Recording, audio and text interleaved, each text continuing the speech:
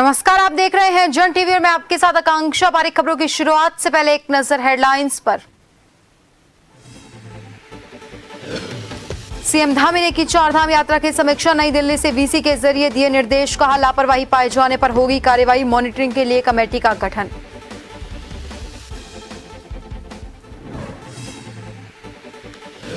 चारधाम यात्रा पर कांग्रेस ने सरकार को घेरा, सर्वदलीय बैठक बुलाने की मांग। कहा कुक प्रबंधन के चलते समस्या, सीएम और पर्यटन मंत्री चुनाव में व्यस्त।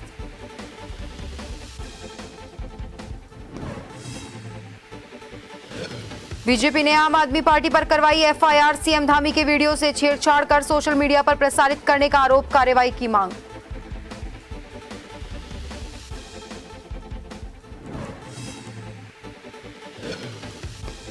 केदारनाथ में हेलीकॉप्टर की इमरजेंसी लैंडिंग, उतरने की कोशिश में 8 बार लहराया, टेल जमीन से टकराई, 7 लोगों की बची जान।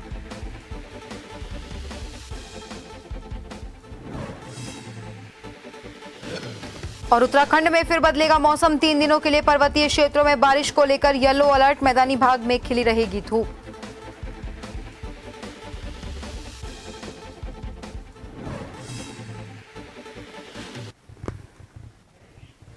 और अब खबरें विस्तार से। राज्यपाल लेफ्टिनेंट जनरल गुरमीत सिंह शुक्रवार को ग्रीष्मकालीन प्रवास पर राजभवन नैनीताल पहुंचे। राजभवन पहुंचने पर राज्यपाल को गार्ड ऑफ ऑनर दिया गया। राजभवन पहुंचने पर कुमाऊं कमिश्नर दीपक रावत, जिलाधिकारी वंदना, वरिष्ठ पुलिस अधीक्षक पीएन मीणा सहित अन्य प्रशासनिक अधिकारियों ने राज्यपाल का स्वागत किया।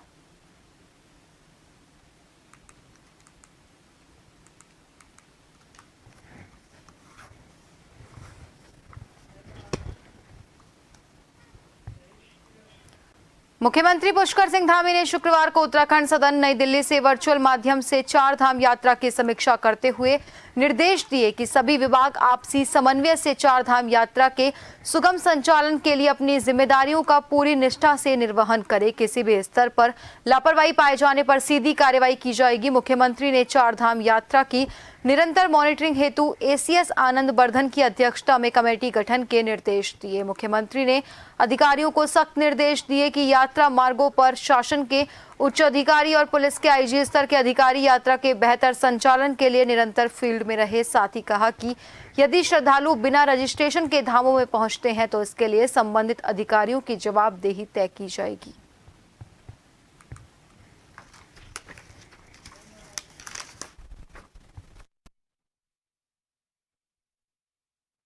केदारनाथ धाम में क्रिस्टल एविएशन कंपनी के हेली ने शेरसी से श्रद्धालुओं को केदारनाथ दर्शन के लिए उड़ान भरी और हेली में तकनीकी खराबी आने की वजह से पायलट की सूझबूझ से हेली को केदारनाथ हेलीपैड से कुछ ही दूरी पर आपात स्थिति में लैंडिंग करवाई गई, जिसमें सवार सभी यात्री सुरक्षित है। इस संबंध में जिलाधिकारी सौरभ गहरवार ने जानकारी देते हुए बताया कि जिला आपदा प्रबंधन अधिकारी द्वारा दी गई सूचना के मुताबिक क्रिस्टल एविएशन कंपनी का हेली जो तीर्थयात्रियों को लेकर शेरसी से केदारनाथ के लिए उड़ान भरी, जिसमें तकनीकी खराबी आने की वजह से हेली को आपात स्थिति में केदारनाथ हेलीपैड से पहले ही लैंडिंग करवाई गई, जिसमें पायलट की सूझबूझ की वजह से हादसा होने से टल गया। उन्होंने ये भी अवगत करवाया कि हेली में आई तकनीकी खराबी की जांच करवाई जा रही है।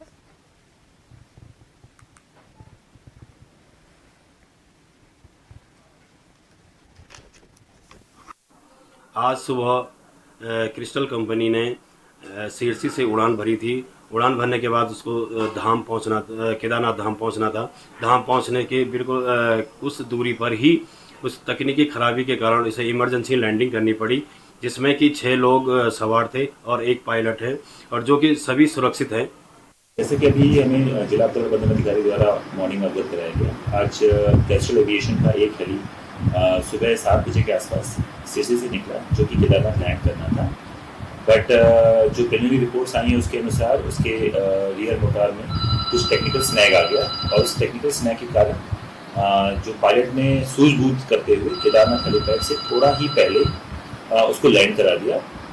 उक्त में जितने भी पैसेंजर्स थे वो सभी सेफ हैं और सभी दर्शन के लिए चले भी गए हैं, और इस पर फर्दर इन्वेस्टिगेशन की जा रही है। उत्तराखंड की चारधाम यात्रा यहाँ की आर्थिकी के लिहाज से बड़ी खास मानी जाती है, क्योंकि हर साल यात्रा में सरकार को करोड़ों रुपए के राजस्व की प्राप्ति होती है, जिसमें सरकार के कई विभाग शामिल है। इस साल 2 हफ्ते की यात्रा के दौरान अब तक परिवहन विभाग को 1.25 करोड़ से ज्यादा की कमाई हो चुकी है, जबकि अभी 5 महीने से ज्यादा की यात्रा होनी है। ऐसे में इस आंकड़े में बढ़ोतरी होना लाजमी है।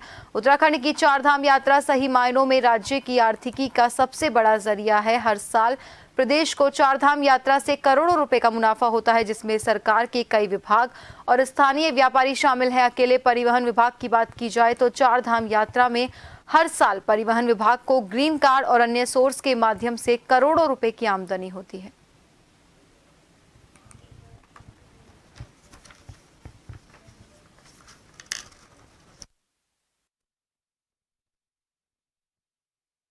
चारधाम यात्रा में परिवहन विभाग का एक महत्वपूर्ण रोल होता है।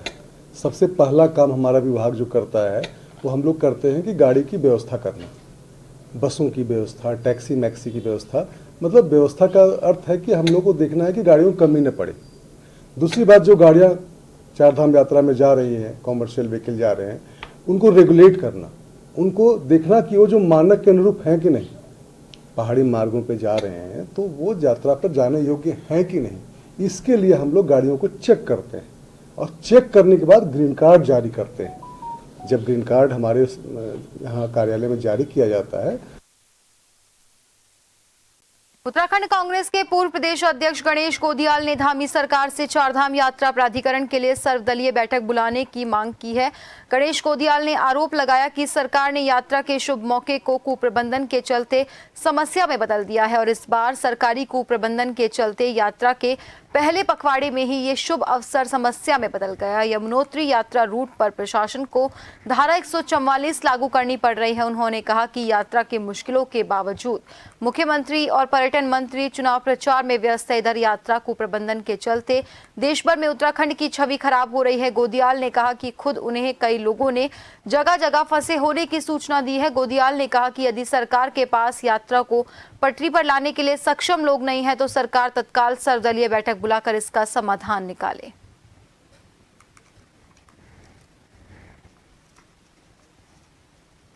एक वर्ष के इंतजार के बाद एक शुभ अवसर आना और एक हफ्ते के बाद ही उस शुभ अवसर का एक समस्या में बदल जाना। अगर इसका उदाहरण कोई देखना चाहे तो हमारे प्रदेश में, उत्तराखंड में आजकल जो चारधाम यात्रा चल रही है, सरकार ने इसको चरितार्थ कर दिया। चारधाम यात्रा का इंतजार हमारे तमाम उत्तराखंड के लोग, जो कि इस चारधाम यात्रा के आधार पर, इस चारधाम यात्रा के चलते अपने साल भर का गुजारा उसकी व्यवस्था करते हैं, लेकिन एक हफ्ते भी अभी नहीं बीता और जब से यात्रा प्रारंभ हुई है, सरकार की बद इंतजामी के चलते के मुख्यमंत्री पुष्कर सिंह धामी के वीडियो को तोड़ मरोड़ कर पेश करने के मामले में आम आदमी पार्टी की मुश्किलें बढ़ गई है। उत्तराखंड बीजेपी आईटी विभाग ने इस संबंध में ढालनवाला थाने में मुकदमा दर्ज कर दिया। वहीं एफआईआर दर्ज करने के साथ बीजेपी आईटी विभाग इस संबंध में चुनाव आचार संहिता के उल्लंघन का मामला दर्ज करने की तैयारी में है।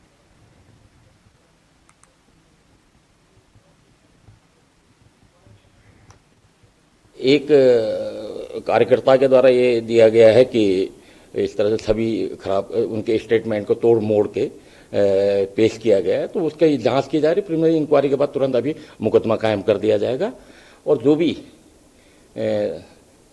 सुसंगत धारा है उसके तहत उसमें कार्रवाई की जाएगी।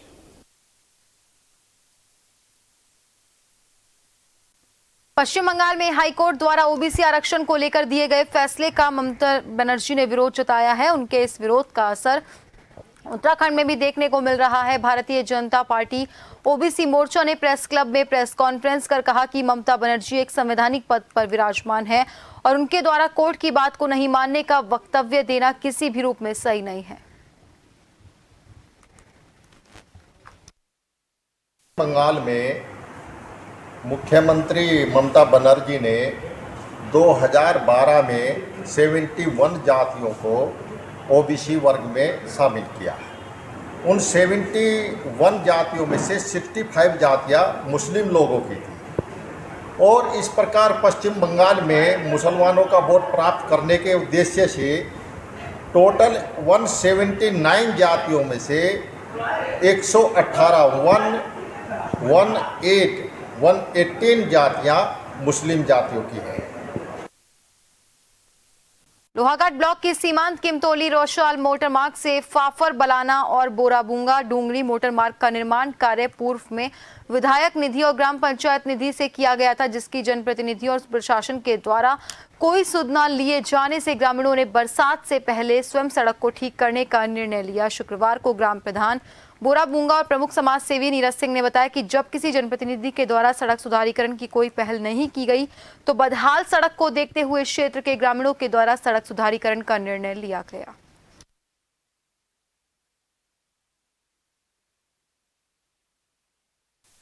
हो गए और इतने लोग जनता पूरी लगा के रात के बाद डिलीवरी के टाइम में भी हम 12-12 बजे डोली में उठा के 2-2 किलोमीटर पैदल गए। अब हमें पता है कि जनता कितनी परेशान है और हमें लोग जो वोट के टाइम में ही आते हैं कि रोड बना देंगे, कोई कुछ नहीं करता है। अब हम ये पूरी 2 ग्राम पंचायतों ने मिलकर फैसला लिया है कि अब हमें कोई कहीं से तो संभव नहीं है कि ये रोड बनेगी। और पहले भी दायरे में पहले भी बोले थे 1 करोड़ रुपए आई है और उस पैसे का भी हमें पता नहीं कि क्यों गई वापस, क्या हुआ उसे भी हमें कोई पता नहीं हुई है। और हम अभी भी लगे हैं कि जनता अब हमारा सहयोग कर रही है और हम ये अब कोई भी नहीं करेगा तो हम एक बार प्रशासन के पास भी जाएंगे। यहाँ पर काफ़ी लंबे समय से जो रोड की दिक्कत है, थोड़ा बहुत विधायक नीति से कटी हुई थी, थोड़ा गांव के प्रधान जी लोगों ने अपने मदों से कटवा के और जैसे तैसे अभी तक कर रहे थे ये लोग। और बरसात के टाइम में भी इसमें बहुत ज़्यादा दिक्कत, क्या अभी एक यहाँ पर कोई दिक्कत हुई थी घटना, तो उसमें काफ़ी दिक्कत हुई थी, होती रहती हैं ये सब चीज़ें। लेकिन कुल मिला के यह है कि ये लोग काफ़ी लंबे समय से प्रयासरत थे, अब थक चुके हैं। तो इन लोगों ने पिछले 10-12 दिन से यहाँ पर ये लोग कार्य कर रहे हैं इस कार्य को कि हम खुद ही कोशिश करते हैं। शुक्रवार की सुबह रामनगर में उत्तराखंड परिवहन निगम के एक संविदा चालक के साथ अज्ञात कार चालक ने बस में मारपीट करने के साथ ही उसकी वर्दी भी फाड़ डाली। घटना को लेकर पीड़ित चालक द्वारा कोतवाली पुलिस को तहरीर सौंपी गई। उत्तराखंड परिवहन निगम के रामनगर डिपो में तैनात संविदा चालक भैरवनाथ गोस्वामी ने पुलिस को दी तहरीर में बताया कि शुक्रवार की सुबह वो रामनगर से रामनगर डिपो की बस में यात्रियों को लेकर हरिद्वार जा रहा था। उसका आरोप है इसी बीच एक अज्ञात कार चालक ने उसकी बस के आगे अपनी कार जबरन खड़ी करते हुए उसके साथ मारपीट की। चालक का कहना है कार चालक द्वारा की गई घटना के बाद उसने मुश्किल से बस में ब्रेक मारा, जिससे उससे एक अप्रिय घटना घटने से बच गई, लेकिन बस में सवार यात्री घबरा गए।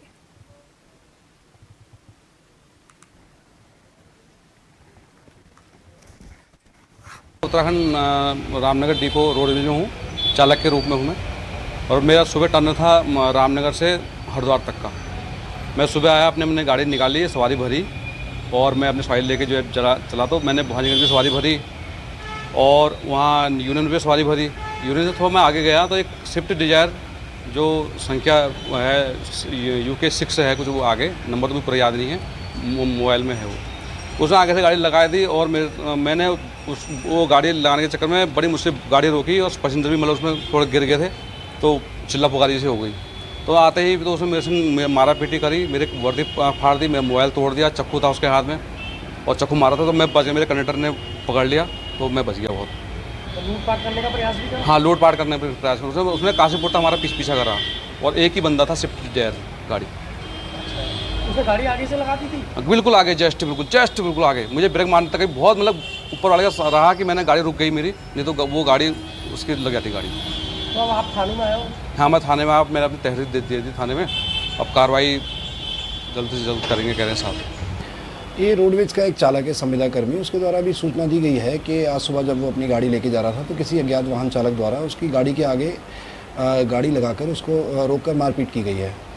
इस संबंध में उसके द्वारा अभी तहरीर दी गई है, उसमें जांच की जा रही है। अगर सत्यता पाई जाती है तो मुकदमा। चंपावत के लोहाघाट ब्लॉक के एक गांव के 17 वर्षीय नाबालिग छात्रा ने दुष्कर्म के बाद जिले के एक अस्पताल में बेटी को जन्म दिया। नाबालिग के ताऊ ने लोहाघाट थाने में तहरीर दी है और तहरीर पर लोहाघाट पुलिस ने आरोपी युवक के खिलाफ पॉक्सो एक्ट सहित IPC की धारा 376 के तहत मुकदमा दर्ज कर आरोपी को शुक्रवार को गिरफ्तार कर लिया। लोहाघाट थाने के SHO अशोक कुमार ने बताया कि लोहाघाट क्षेत्र के एक गांव की रहने वाली नाबालिग छात्रा से उसी के गांव के युवक के द्वारा लंबे समय से दुष्कर्म किया जा रहा था, जिसके बाद नाबालिग गर्भवती हो गई, जिसने बुधवार को चंपावत के अस्पताल में बेटी को जन्म दिया। फिलहाल जच्चा और बच्चा दोनों स्वस्थ हैं और डॉक्टर्स की देखरेख में है।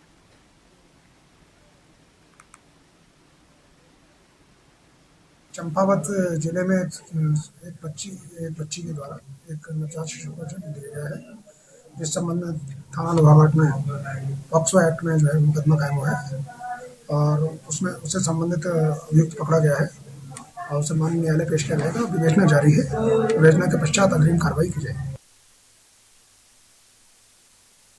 रुड़की निवासी एक युवक ने घर वालों से किसी बात को लेकर कहासुनी होने के बाद रुड़की गंग नहर पहुंचकर नहर में छलांग लगा दी। युवक को नहर में डूबता देखकर लोगों ने शोर मचाया और मोनू जलवीर को सूचना दी। मौके पर पहुंचकर बड़ी मुश्किल के बाद नहर में डूब रहे युवक की जान बचाई गई। इसके बाद युवक के परिजनों को सूचना दी। युवक के परिजन मौके पर पहुंचे और युवक को उसके परिजनों को सौंप दिया गया।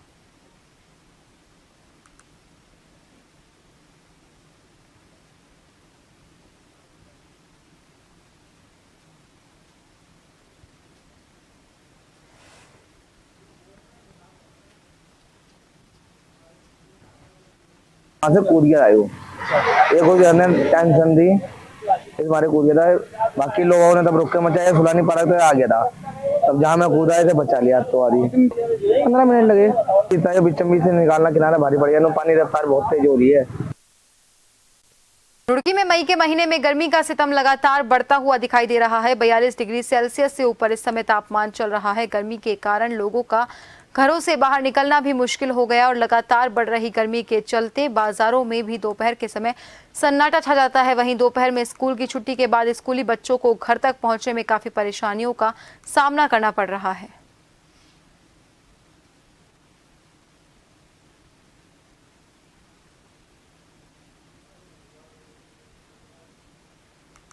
तो मेन तो अपना कम से कोशिश ये करें कि दोपहर के बाद 1 बजे के बाद से 4-5 बजे तक जब बिल्कुल गर्मी पीक पे होती है उस टाइम अपने घर से बाहर ना निकलें और बाहर की चीज़ों का सेवन बिल्कुल ना करें।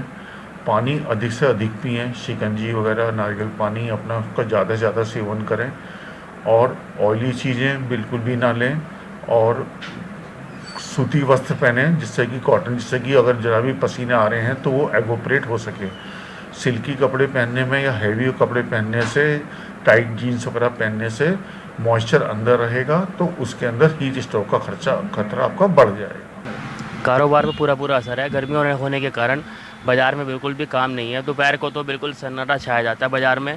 शाम को थोड़ा बहुत दुकानदारी चलती है, नहीं तो पूरे दिन ऐसा बाज़ार में कोई व्यवसाय नहीं है। व्यवसाय काफ़ी प्रभावित हुआ है गर्मी होने के कारण। दोपहर इतनी लू चलती है कि समस्या बहुत है। फिलहाल तो मैं तो यही कहना चाहूँगा लोग बाग अपने घर में सुरक्षित रहें, वो ज़्यादा अच्छा है। शाम को ही निकलें, अगर ज़रूरी काम है तो ही निकलें और निकलें तो घर से जब भी बाहर निकलें तो अम्ब्रेला लेकर या कुछ ऐसा अपने आप को कवर करके निकलें जिससे कि जो फिलहाल जो समस्या चल रही है गर्मी को लेकर उससे बचाव हो सके। बिल्कुल, चूँकि पूरे शहर में प्रचंड गर्मी हो रही है और लगभग 40 से 45 डिग्री 42-43 डिग्री तक टेम्परेचर है। तो इस वजह से जो कारोबार में जो लोग व्यापारी को के लिए जो कस्टमर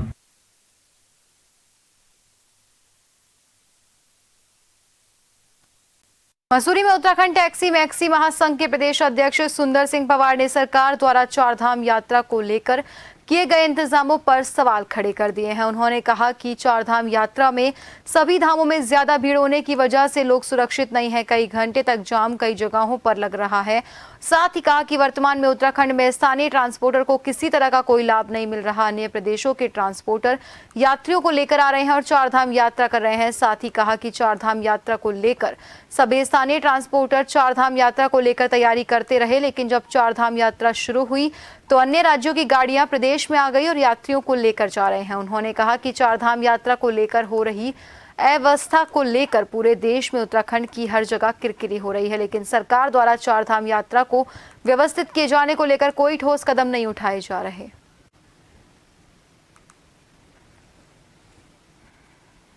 चारधाम जो चल रही है ये केवल नाम की चल रही, बाकी लोकल आदमी को जो लोकल ट्रांसपोर्टर है जितने भी यूनियन है उत्तराखंड में किसी के पास कोई बिजनेस नहीं है। मैं हरिद्वार से लेके ऋषिकेश, देहरादून, मसूरी या इधर आसपास के जितने लोग अपने जो 6 महीने से तैयारी करते थे अब हम लोग चारधाम जाएंगे, वो लोग अपनी गाड़ियां तैयार करके बैठे हुए हैं। चारधाम की कोई बुकिंग नहीं लोगों के पास। डग्गा मारी से पूरी चारधाम चल रही है। बाहरी प्रदेशों की गाड़ियों वहाँ पे खचाखच भरी हुई हरिद्वार में और पूरे चारधाम में मैं देख रहा हूँ मेरे यूनियन पूरा उत्तराखंड महासंघ का जो हमारा एक अपना आपस में जो हमारा एक अपना लोकल व्हाट्सएप का ग्रुप है उसमें मैं देख रहा हूँ पूरे चारधाम में बाहर की गाड़ियाँ खचाखच भरी हुई है। मसूरी में पर्यटन सीजन को देखते हुए मसूरी पुलिस द्वारा ट्रैफिक व्यवस्था को व्यवस्थित किए जाने को लेकर 4 नए ट्रैफिक प्लान तैयार किए गए हैं, जिसके तहत मसूरी के सभी मार्गों का स्थल निरीक्षण कर कई मार्गों पर वन वे ट्रैफिक प्रणाली को लागू किया जा रहा है। मसूरी के मुख्य चौकों की निगरानी ड्रोन कैमरा से की जा रही है। ड्रोन के माध्यम से यातायात नियमों का उल्लंघन करने वाले लोगों के खिलाफ ऑनलाइन चालानी कार्रवाई भी शुरू कर दी गई। वहीं विभिन्न चौराहों पर तैनात पुलिसकर्मी और अधिकारियों की भी मॉनिटरिंग ड्रोन के माध्यम से की जा रही है। मसूरी सीओ अनुजारे ने बताया कि मसूरी में लगने वाले जाम से निजात दिलाने को लेकर उनके द्वारा 4 ट्रैफिक प्लान तैयार किए गए हैं, जो पर्यटन सीजन में पर्यटकों की मसूरी में भीड़ को देखते हुए प्रयोग में लाए जाएंगे।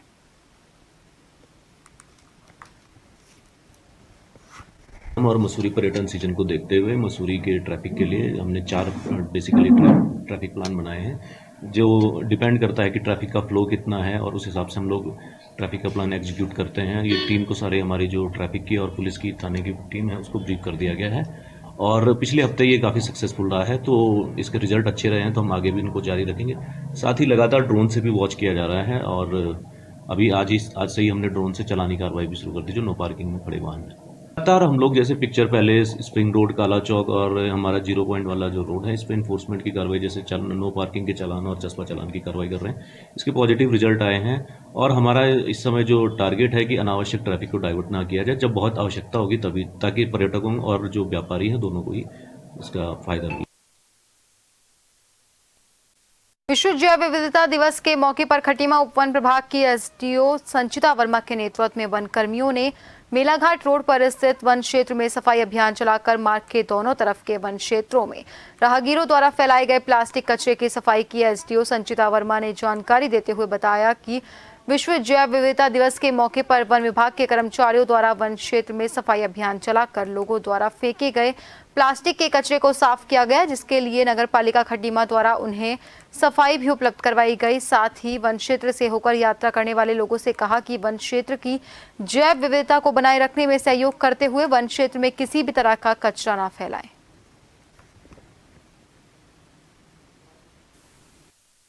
आज तराई पूर्वी वन विभाग की हमारी खटीमा, सुरई और किलपुरा रेंज के द्वारा यहाँ पर एक बृहद सफाई अभियान चलाया जा रहा है, जिसमें हमारे अभी सभी जो सभी नए वनारक्षी जो अभी आए हैं उनके द्वारा भी प्रतिभाग किया गया है।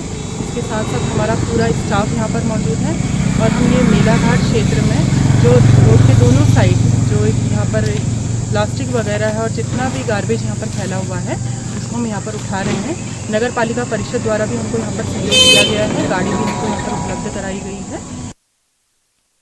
विद्या भारती द्वारा संचालित विवेकानंद विद्या मंदिर इंटर कॉलेज मुंसियारी में 33 विद्यार्थियों को बोर्ड परीक्षा 2023 के आधार पर कमला नेहरू पुरस्कार देते हुए प्रत्येक को 1000 का चेक प्रदान किया गया। बनवासी कल्याण आश्रम पश्चिमी उत्तर प्रदेश के क्षेत्र के संरक्षक गोकर्ण सिंह मर्तोलिया कार्यक्रम के मुख्य अतिथि रहे। राष्ट्रीय स्वयंसेवक संघ के सह जिला संघ चालक त्रिभुवन सिंह भैसोड़ा विशिष्ट अतिथि रहे और साथ ही बता दें कि संघ जिला प्रचारक दीपक ने भी विद्यार्थियों को पुरस्कृत किया।